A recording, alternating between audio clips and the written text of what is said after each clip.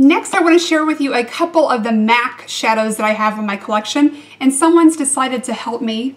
I guess she's a fan of taupes also. This is Sarah. Sarah, this is not a good time. She's like clawing at me to get down. Okay, so this is a MAC classic. I think this was probably the first MAC eyeshadow I ever owned. It's one of those that's always highly recommended, and it's a good reason for that. It's just a classic taupe, and of course I'm talking about MAC Satin Taupe. This is one that I've depotted and put in a little travel size palette for myself. Love, love this color. Who doesn't? So MAC Satin Taupe is in their Frost, but I'd say it's in the Frost line, but it does have a very soft frostiness to it. It's sort of a silvery brown taupe. Classic. Gotta have this one in your collection. It's just very, very buttery, very easy to blend. It looks like this. And it's just, you know, one of those sort of legendary colors. Great taupe to have. And the next color that I have from MAC, I love the color in theory, but it has never worked out very well for me, so I'm going to try to find something that's maybe close to it, but a different formula. This is MAC Malt, and it is more like a nude taupe. I would still consider it taupe. It's got that fleshy sort of nude color to it, but the formulation of this, and I don't know if it's the one that I got or if it's just all this color, but it's really, really dry. I can hardly get anything to come off on this, so it's always been so disappointing since I had it. And it looks like this. I really don't think the tester was this dry. It's going to be hard to show up on my finger because it is very nude, but I was just so disappointed. I've always wanted to really use this a lot, but it just is so dry that I really can't. I'm even having a hard time getting this to swatch for you. And a really hard time getting any pigmentation to come off. Now you can see there on my hand, it's right here. It's very rosy taupe. So that's the satin taupe, and then that's the malt below it.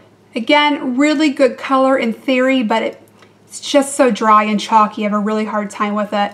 I want to try to find maybe Urban Decay Tease. I think that was the color that was part of the Naked 2 palette, which I didn't get, but I think that they have that individual color. So I might do that, or I might go back for Ho, which is, I think, more purpley than this, but maybe same, so I'm going to try that. So next is Maybelline. Now the Maybelline I have is one of the color tattoos. So it looks like this. So it's more along the lines of a cream shadow. And I have to be honest, I don't really care for this. Again, I don't know if it's just the one that I got, but I tried wearing this one time and it felt like it never really dried on my lids. It sort of stayed tacky, and then I couldn't put anything else over the top of it, and I certainly couldn't blend it out. It's just always sort of been a frustrating one for me, so I have it, and I just don't use it, which is kind of a shame. But this is a very, very gray taupe. And you can kind of see when I'm rubbing it in, it just, you know, kind of smeared around, and I don't know, I just couldn't make it work. Maybe I'm not applying it the right way. I tried it with a finger, I tried it with a brush, and I just couldn't make it work. So that's what it looks like on my finger. And it's such a shame because I heard really good things about these, but then it kind of made me not want to get other ones because I felt like if this was their formulation, then it just wasn't something that I could work with. So anyway, what are you going to do? Not one bad one out of the bunch isn't so bad. All right, now next up is NYX. Okay, so the last single taupe eyeshadow in my collection is from NYX, and this is NYX Iced Mocha. This is a really beautiful formulation, beautiful color. It's definitely leans more of a brown taupe. Has a very soft shimmer to it, but again, very buttery. Really great, especially at this price point. Love, love the NYX shadows. This is so smooth. This is another beautiful, just sort of classic taupe to have in your collection. So it looks like this. This would be great as a crease color or all over the lid. Or if you were doing a lighter look, this would be a great outer V color. I just think it has a lot of uses.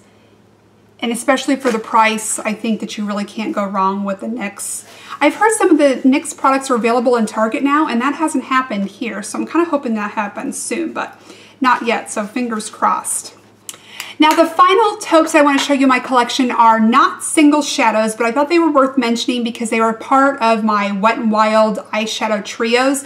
And because they are so inexpensive, here they're about $2.99 each, and sometimes they go on sale. So even if you only like one color out of the trio, I kind of thought they were worth mentioning just for the single shadow because they are so cost effective. So the first trio that I want to show you, really the color that I want to show you from the trio, is from the Enlisting for Beauty. Now this may have been limited edition, so I'm sort of hesitant to show you this, but on the chance that you're still able to find it at a really good price, I did want to show you this. So this is the Enlisting for Beauty palette.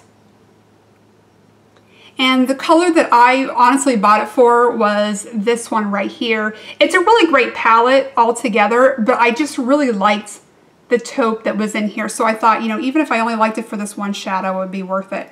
Now this does have, it's so different than anything else I have. It does have a little bit of a powdery texture, but it's sort of a like olivey type of taupe. And I didn't have anything else like it. It's very soft, but it is a little bit powdery, but just unusual, something very different. So it looks like that. The brown that comes with this is really nice too, but since we're sticking with the taupe theme today, I will stay on message. And then the final taupe that I wanted to show you is another Wet n Wild trio, and this is from the Sweet as Candy. And I really like this one. It's probably one of my favorite like all around trios, but it has this really beautiful taupe in it as well. And this is also sort of a soft shimmer. I would say it's more of a brown taupe and may have hints of reddishness to it. So let me show you this. It's really pretty. Again, just a really great all-around palette, but if you just wanted it for this one color at $2.99, hey, why not? And I will show you that next to this other one. Yeah, it definitely just has a little hint of reddishness to it. So there it is there on the bottom. So those are all of the taupe eyeshadows in my collection. I'm sure there will be other ones that I will add to it over time because you can never have too many taupe eyeshadows in my opinion. And as you've probably seen a little bit here today, they are all subtly different. You know, there's such a broad definition of taupe that I think that it's kind of worth having different ones in your collection to go for different looks. Couple that I would like to check into down the road, definitely more from NYX. Also Burberry Pale Barley. I think that was gone for a while, but now I've sort of heard word that maybe that's back, so I would definitely like to check that out at some point. And I'm sure there's other ones I'm forgetting right now, but for now I definitely have a lot of them, and those are my favorites. So I hope that you found this helpful. I thank you so much for watching, and I hope to see you very soon. Bye-bye.